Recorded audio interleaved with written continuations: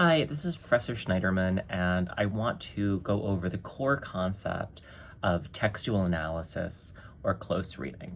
Now, the idea of a close reading when we are reading a text is that we're making arguments for which the only evidence is the book. What happens in these pages is the only evidence for the arguments that we make. So this means that we're not going to make arguments about the real world. We're not going to say, Frankenstein proves that you should be nice to people who look different. We're not going to say, Frankenstein shows us that we need to not abandon our children, right? Those are arguments that might be true, but this book is not evidence for those arguments because this book is a fantasy world created by Mary Shelley. What happens in Frankenstein is not what happens in the real world. And so the idea of a close reading is that we're figuring out the book on its own terms. A lot of times what happens if we go to the book and we say, this is a book about bad people who treat a monster badly and they should have been nice, is that we're not learning from the text, right? We already knew something and now we're going to tell the text what it should know. You are bad people. You should have been nice to the monster.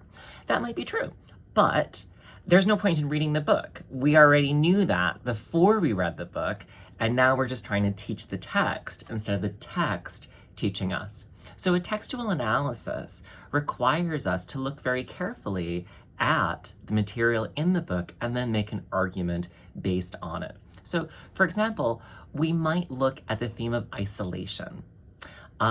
In Frankenstein, bad things happen when people are by themselves. Over and over, there's a pattern that people in community make good decisions and people in isolation make bad decisions. And that's the kind of argument that we can make, right? That Frankenstein argues that people and beings and creatures do a lot better when they're in community and that isolation creates harm. A lot of times people don't feel like that's enough, that feels stupid. Why would we do that? Why would we figure out what the world of the book says?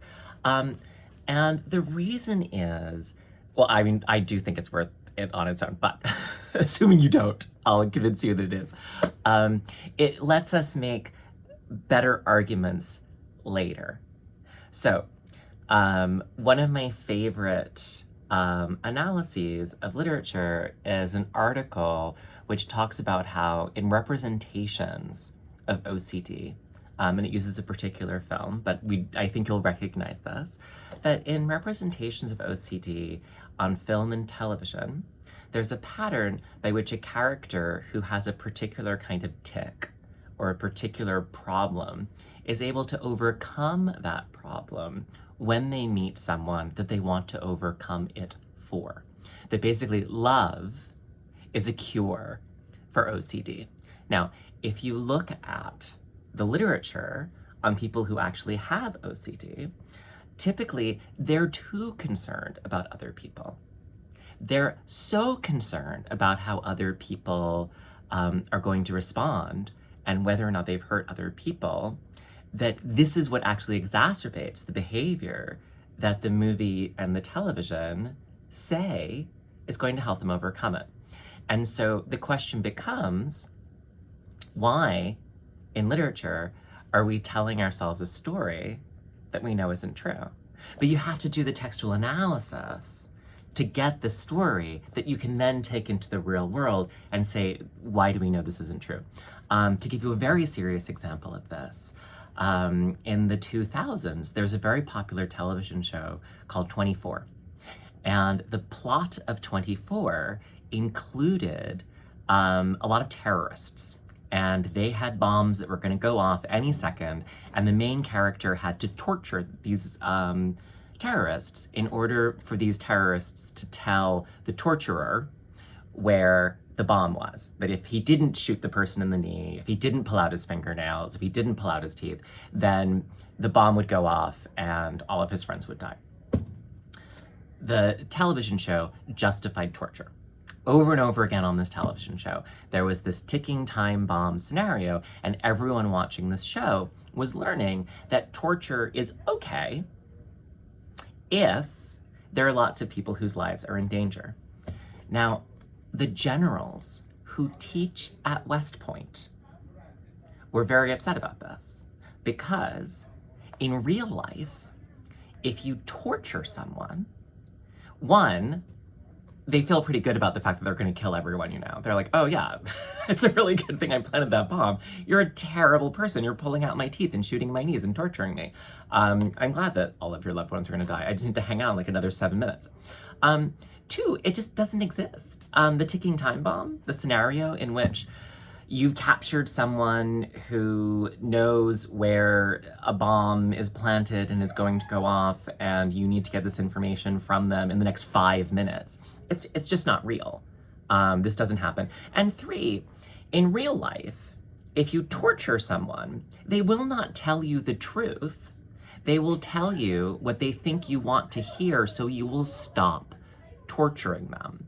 That the generals were saying that when we're doing interrogations, this is a terrible way. But when the generals were teaching classes about military ethics and saying, you know, like, no torture, torture's bad and ineffective, students would say, oh, no, I watched the TV show 24. I know that sometimes you gotta, when there's a ticking time bomb. And the general's like, no, this is a television show. It's not real. And so unless you can do the kind of textual analysis, and in this case it would be a television show, and say the television show 24 argues that torture is justified because it's the only way to stop certain kind of terrorist activities, you need that analysis before you can bring it back to the real world and say, but that's really messed up, because we know that that's not true. And one of the questions that literary theorists ask themselves a lot is why we tell ourselves stories that we know aren't true. Why do we keep going back to stories that we know don't represent the world accurately? And a lot of times what we find is that we have kind of interesting fantasies. Like, it reveals something about the world in which the literary production is created, rather than it reveals something about how the people who live in the world of that creation think, rather than kind of telling us truths about the world. So this doesn't prove anything about monsters. It doesn't prove this book doesn't prove Frankenstein doesn't prove anything about what happens when you put together dead people parts and you reanimate them in a way that you won't explain how you did, because it's a fantasy and it doesn't actually happen. But it does tell us so much about how monstrosity is being understood.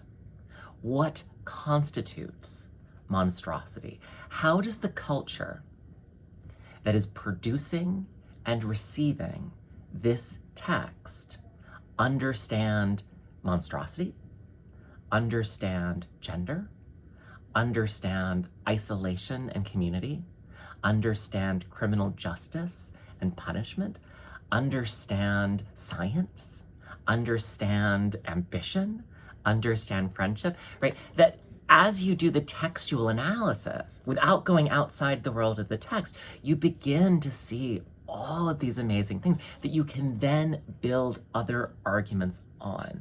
So it may feel like, just describing a fantasy, like, what are the rules of the fantasy world? Okay, you're but it's a foundational technique of literary analysis that you will then be able to build on for the rest of your life. And understanding this world gives you a tool when you are faced with other worlds, other kinds of ways of explaining the world, because we do tell the world through stories.